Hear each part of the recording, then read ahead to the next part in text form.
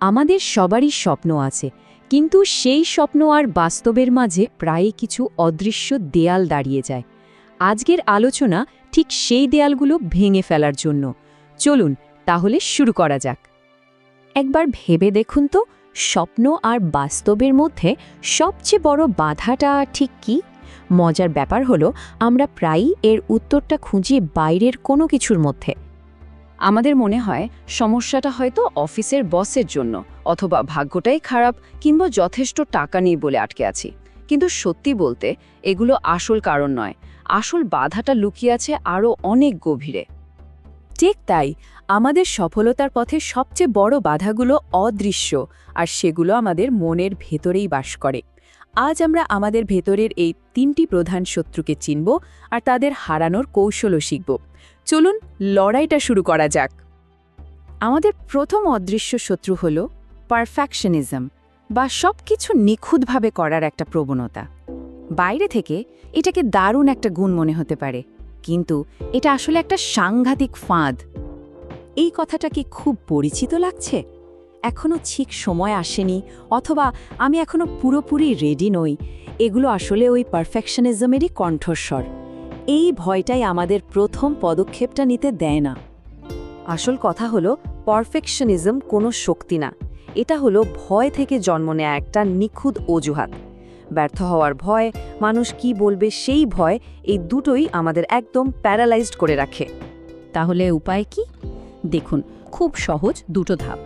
1 নম্বর, এটা মেনে নিতেই হবে যে কোনো কাজের প্রথম চেষ্টা হয়তো দারুণ কিছু হবে না, আর এটাই স্বাভাবিক। আর 2 নম্বর, নিখুঁতের চেয়ে সম্পন্ন হওয়া ভালো, বা done is better than perfect, এই মন্ত্রটাকে বিশ্বাস করতে হবে। লক্ষ্য হওয়া উচিত কাজটা শুরু করা আর শেষ করা, নিখুঁত করা নয়। এবার আসি আমাদের দ্বিতীয় শত্রুর কথায়, যা পারফেকশনিজমের খুব কাছের বন্ধু, আর সেটা হলো আত্মসন্দেহ বা সেলফ ডাউট। এটা আমাদের ভেতরের সেই ফিসফিসানি যা আমাদের আত্মবিশ্বাসকে ভেতর থেকে কুড়ে কুড়ে খায়। এই কণ্ঠটা সারাক্ষণ বলতে থাকে, আমি বোধহয় যথেষ্ট ভালো নই, বা আশেপাশের সবাই আমার চেয়ে কত ভালো করছে। এই চিন্তাগুলোই আমাদের নতুন কিছু করার সাহসটা কেড়ে নেয় আর আমাদের পিছনে ঠেলে দেয়। এই আত্মসন্দেহকে হারানোর সবচেয়ে বড় অস্ত্র কি জানেন? যুক্তি।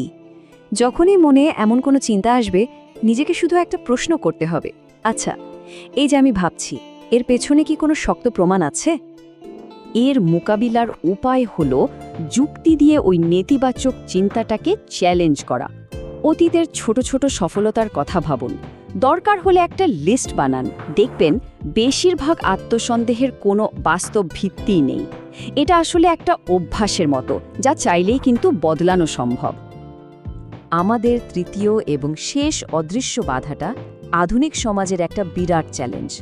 এটা হলো তাৎক্ষণিক তৃপ্তি বা ইনস্ট্যান্ট গ্র্যাটিফিকেশন।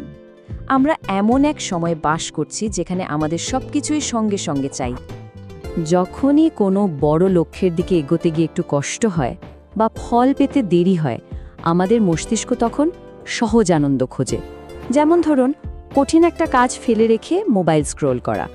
এই ছোট ছোট তাৎক্ষণিক আনন্দগুলোই কিন্তু আমাদের বড় স্বপ্ন থেকে একটু একটু করে দূরে সরিয়ে দেয়।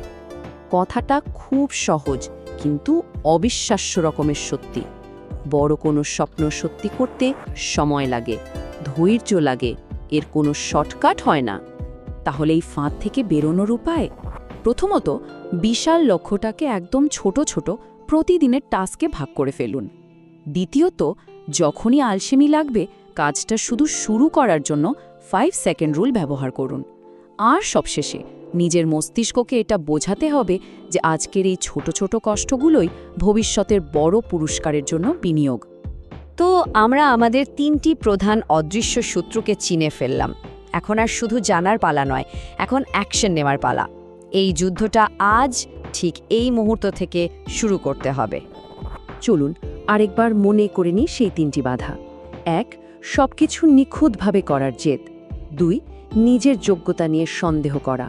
আর 3, দীর্ঘমেয়াদী লক্ষ্যের বদলে তাৎক্ষণিক আনন্দ খোঁজা।